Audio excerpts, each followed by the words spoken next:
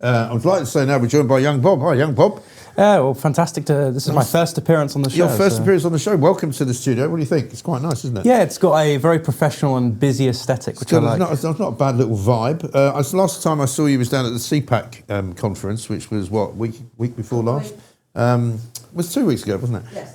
What did you make of that for a start?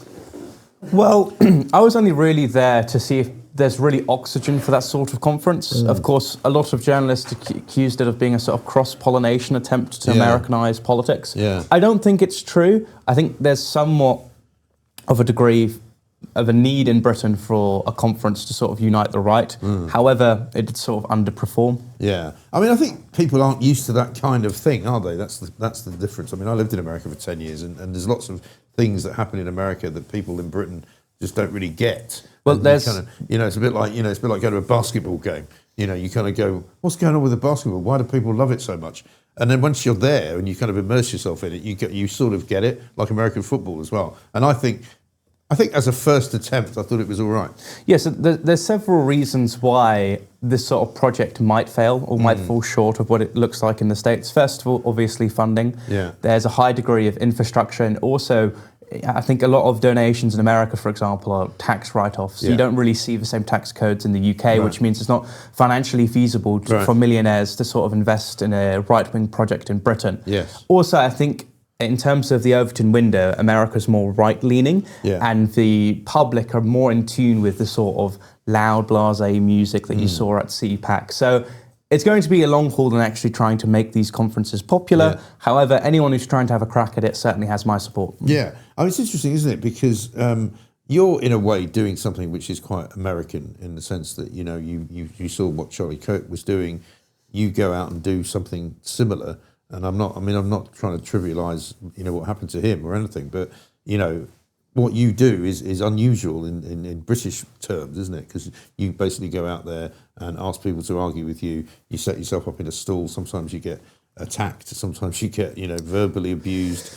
Sometimes you get physically abused. It's quite brave what you're doing, but it's quite un-British in a way. Yeah, I think everyone's becoming political, which is an un-British thing because we're a quietly polite people. Right. No one really likes to talk about the nitty-gritty details and what it actually means to hold to a position, and that is why it's unheard of. First of all, campuses are disproportionately represented by the left wing, so if I set up university campuses, I'm already against nearly every single university student.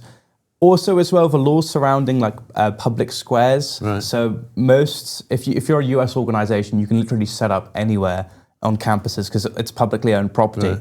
Right. Compared to in the UK where it's privately owned, so you have to be a bit creative where you're setting it up. Right. But it's definitely something that needs to be put into British politics because 18 to 24-year-olds disproportionately vote for the Green Party. Yeah. If we do actually want to see a cross-generational legacy for the right wing, we have to begin to convince the new generation to actually be right wing. Right. And do you think that we are a sort of left-leaning country? Because I've often asked this question, watching, for example, the way that Andy Burnham is being kind of welcomed by the press, particularly into the public space, where he's been given what I think is a massive benefit of the doubt, despite the fact that he's not apparently really qualified to do the job. He doesn't appear to have won an election to be Prime Minister, although obviously he did get elected as an MP.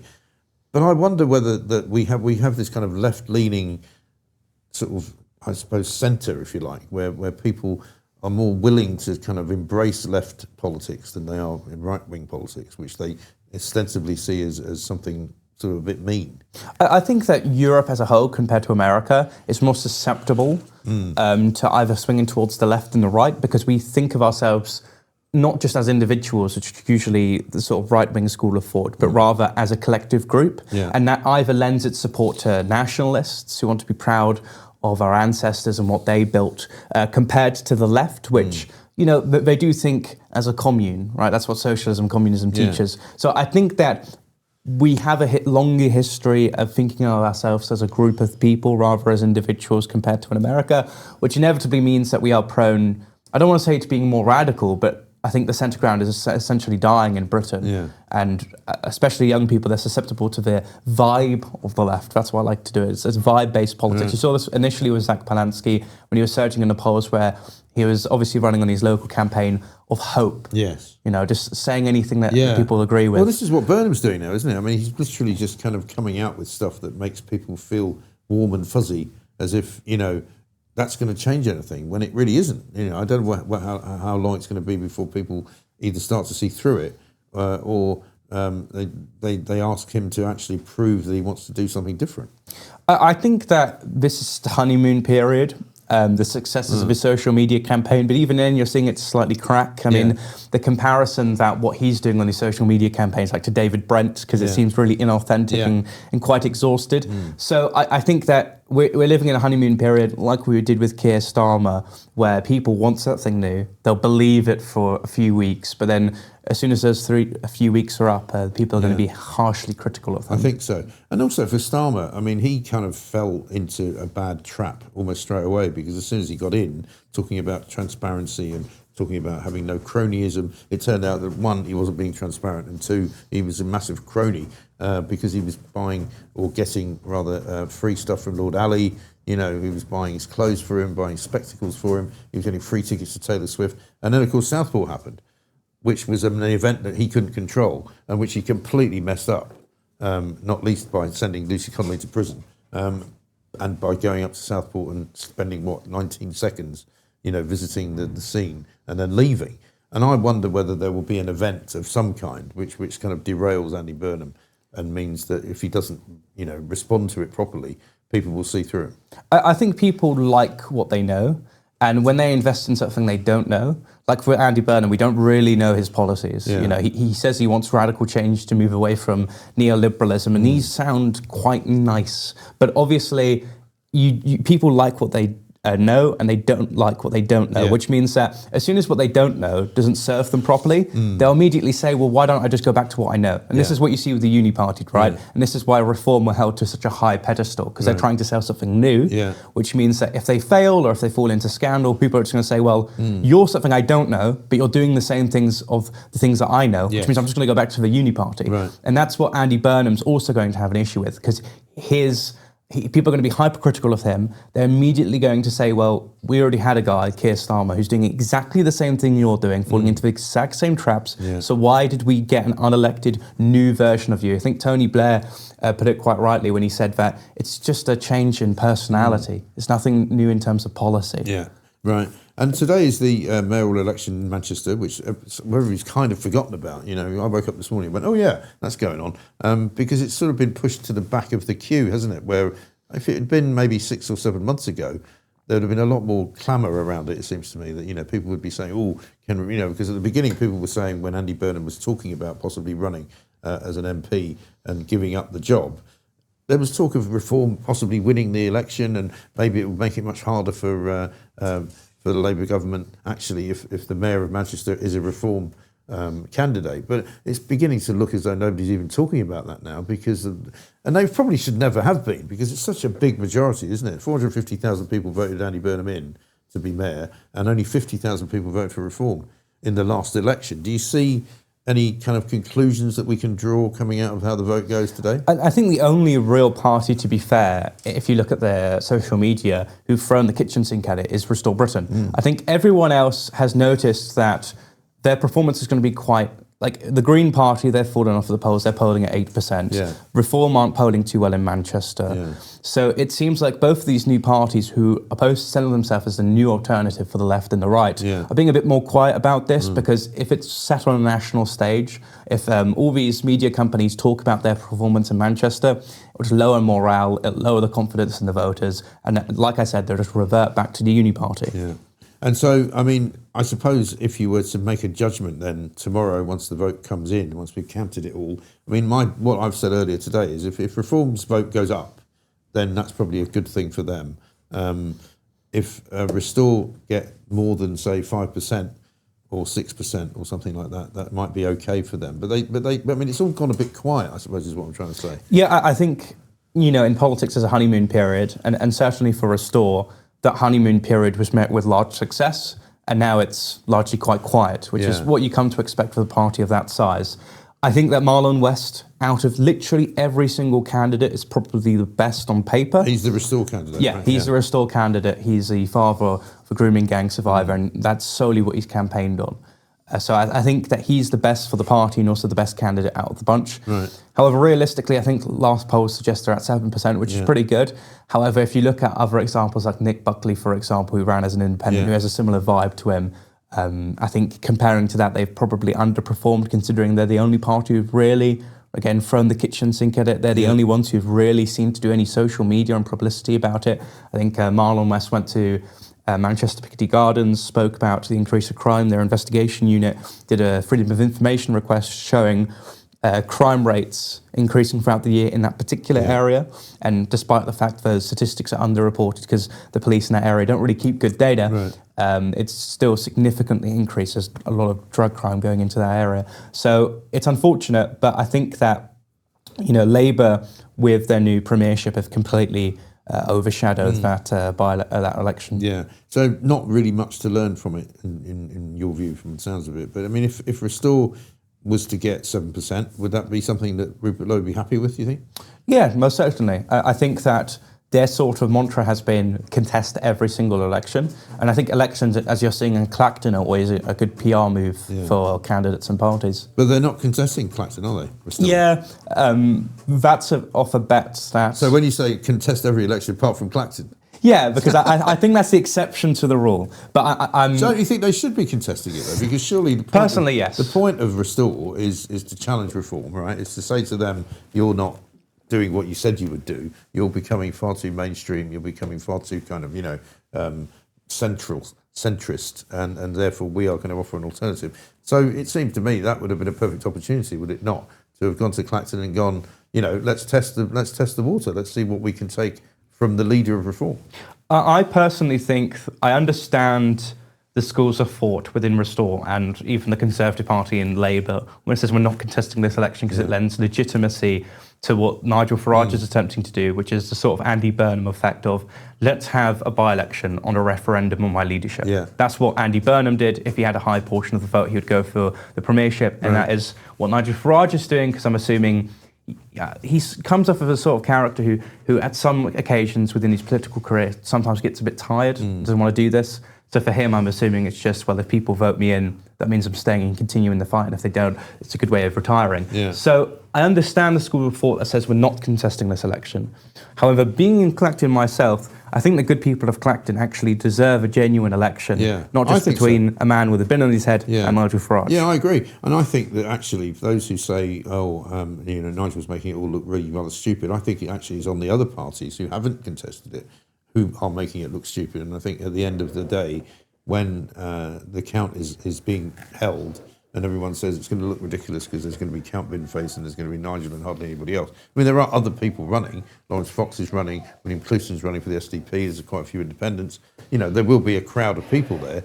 But I just think the fact that the established parties have kind of turned their back on it, I think makes them look stupid. Yeah, I certainly also think the larger discussion on novelty candidates quite interesting. I think that people like Count Binface, it's funny in context to serious elections, right? Yeah. So we have 15 candidates from majorly established political parties, and then we have one guy with a bin on his head. The people voting for the bin, it's going to be between people who want to set a statement that all these people are jokes in their eyes, or people who would have always abstained their vote or ruined their ballot. Right. But when the bin is the only candidate outside of the incumbent MP, I think we've got some problems with our democracy, and also largely on the international stage because we're seen as a joke. Yeah, but I mean, as I say, he's not the only one. I mean, there's a list of, I think there's about 10 or 12 people running, so we shall see. 33 candidates. Is it 33? Yeah, it's going to be quite a crowded kind of bonkers, podium. Isn't it? It's kind of insane. And what about the way that you are able to conduct your business? I've got a clip I think we're going to show. Charlotte's got dug out from when you were in Manchester a few weeks ago, I suppose this would be, when you were attacked. Have a look. No, my name. Don't put this what is your on name? Social media. What is your name? Nice try. You're absolutely the most patronising, horrible, right-wing warped British people I have ever Remember met. that quote, so someone can give me a badge with that title. No, Now, listen, you know how who's- dare you you, know- sir, you know label me who's- with that when you don't even know my name? You know who's looking after me right now? A team of immigrants. A team of carers. from But hold on, other hold countries. on. You A have team more of white British carers people from other applying for countries. medical school. Hold on, it proves my point. So the NHS is made up of less than 20% foreign nationals. We have more white British people applying for medical school than we have positions created for those qualifications. The issue is not that we need migrants because they're universally better than British workers. The issue is with the unions who cap the amount of people who can apply for medical school. The reason why you don't receive sufficient care is because there's a strain on social services for migrants. The reason why we don't have enough people on the NHS is a bloated administration coupled with the fact that we have woke unions with DEI policies that ensure that white British people can't receive their jobs. DEI policies like that support people like me into jobs fairly. Go to hell. I wish you have eternal afterlife of your Lord and Saviour and you do not receive eternal suffering because I'm actually a loving... So that was in Manchester, not being attacked. Sorry. Yes, that was the wrong bit of film. But however, quite interesting to watch. Yeah, so we do debates at university campuses, but also during the summer in public squares, especially in places like Manchester, quite left-wing. And after we did a stand in Manchester, we were brutally attacked by a gang of gentlemen. Right. And I'm the sort of person that likes doubling down. Yeah. So a week after it happened, I was like, sod it, we're actually going to plan a public event, advertise it, saying this is where we're going to be. We had loads of people show up on that day, but this particular gentleman, he was showing up. Initially, he was in a wheelchair. I felt quite sorry for him. I didn't want to put him on the spot. Yeah. And then he started shouting about how mass migration is great for this country, saying I'm going to hell. So it was at that point where I was like, let's actually have a civil discussion. Yeah. And obviously the insanity ensued. And I think this sort of content is good for radicalising people because the centre ground is slowly disintegrating, but especially with the sort of upper middle class people who are sort of detached from how politics actually affects them. When they see these nutters out there representing the left, they come swiftly towards the right wing. Yes, I think that's probably a good point. I mean, we were playing a clip earlier on today. Should we play it again, the one from Jeremy Vine's show? It's a guy called Phil Jones, right, who was a guest on Jeremy Vine's show, who's a former BBC sports commentator. I don't know why he was being asked to be a sort of a guest on a political show, but have a look at this. This will blow your socks off. I have a very different view on this. Go on. Definition of madness, continuously trying to do something, doing the same thing and failing. You're not going to stop them. I've said this before years ago on your show. Go down to the beach, welcome these people. They are the very definition of entrepreneurs. They have travelled, they've used up their life savings, they've travelled across deserts, difficult seas, they've beaten the odds. They are entrepreneurs. Meet them on the beach, give them a grant to set up in business. They will be successful business people within 10 years. I have a few caveats. No benefit. You break the law, you're out. No ifs and buts. And no but criminals. These people, we can all think of immigrants. Immigrants built this country. Immigrants work harder than most people who live in this country. Let's welcome them. What about that? Just stop trying to prevent them coming here. And welcome them. Welcome them. I just think it is so unbelievably wrong-headed. I Why? mean, It's quite extraordinary that people think like that, isn't it? Well, it's literally like, okay, let's make murder legal, Right. so then we reduce crime rates. Yes. It's literally that It line is, of isn't thinking. it? And I mean, these are the people he's talking about, right? So if you look at the front page of the Daily Mail there, he reckons that all of these people running towards us on the beach are actually entrepreneurs. And if you look at the way they're dressed, right? This guy here is wearing one of those bags that you see people walking around on the tube. It's all very sort of all very. Because they're modern. probably the people in the tube that you're They're speaking probably about. the people. I mean, it's extraordinary. But there is this kind of phalanx of people on the left, isn't there, who just won't hear of anything said against immigrants and immigration. That it's all good. Everything has to be great. They can't even understand that there might well be occasional lapses and occasional numbers of people coming into the country who actually aren't very nice and who actually might be criminals and who actually might commit crime, because they do.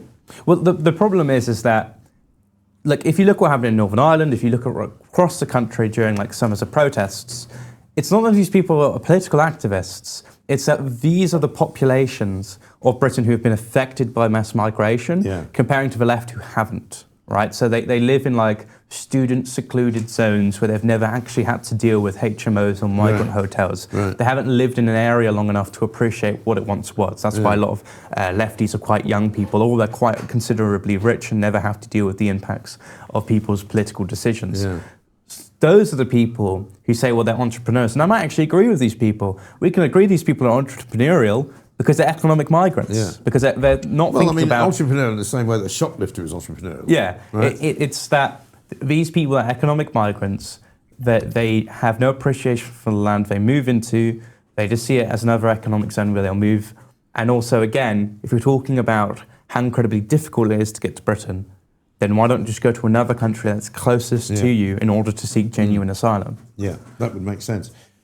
We mentioned about how you were attacked in Manchester. I mean, do you worry that when you go out there now, that's the sort of thing that you have to be prepared to put up with? Or do you take security now? Do you take different precautions? Yeah, so we've had to start to invest in security whenever we do these stands, which just adds an extra level of bureaucracy whenever I want to organise this stuff.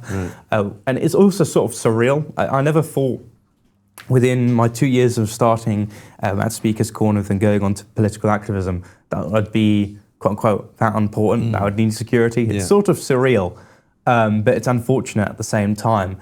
We're planning a university tour, so coming to Fresh this week, we want to go around the country, and it's just like trying to find out security. It's ridiculous that an 18-year-old has to pay for his own security around the country.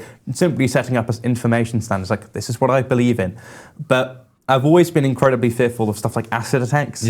So people threw the consortium of food items at me constantly, and every so often when it's a liquid, I'm slightly concerned that the trouble is you never know, do you? Yeah. I mean, when people say, "Oh, yeah, but it's only it's only a milkshake, or it's only a strawberry, or it's only a pet, whatever it is," but you don't know what it is when it hits you. It's a bit like, and the fact that they get away with it's also concerning as well. It's like so I was at the University of Bristol, and someone threw a curry at me, which I thought was quite comical.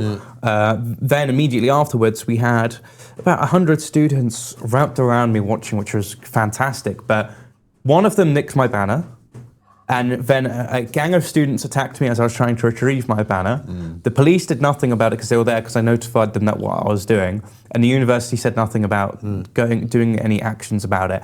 So it's not just the fact that it's a milkshake, it's not just the fact that it's a bit of food and it's a bit comical and embarrassing on your end. It's the fact they're able to get away with it. It's the fact that figures can have food chucked at them, and even the general public, you would think, are goodwilled enough to like try to stop them doing it, encourage and laugh about it. Right. Yeah, I know. It's just worrying. It's a worrying trend, because obviously we've seen in too many cases how it can be very, very damaging and dangerous and deadly in many ways. But young Bob, great to see you. Thank you very much for coming in, and good luck with your next endeavour, whatever it is.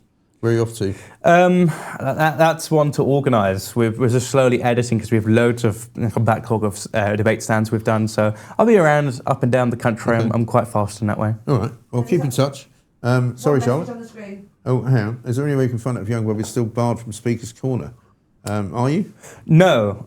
So I was originally banned for no reason outside of just trying to debate with people. Right. The Muslims got really annoyed and kept on reporting me to police. However, I no longer go, because the last time I went to Speaker's Corner, someone tried to show the knife and threatened to stab me. Oh, so at that point I was like, well, there's no point of me going if I'm just going to get stabbed. Yeah, that's really, you've got to try and stay away from that. Both a clever and lovely lad here, Mike, genuinely good guy, despite what the police want us to believe. Great guest. Says Scotty Botty. Thank you very much indeed for that. And another one from Peace Planet. Bob, I did the meme with the crowd hitting you and the flag saying "Free Young Bob" after you were attacked. So you might recognise that. So many messages. A lot of really nice messages coming in. So thank you for taking the time to come in to see us. And we'll see you again soon, hopefully. Right now we're going to speak to Alan Miller, I think, who's here with us, who is, of course, from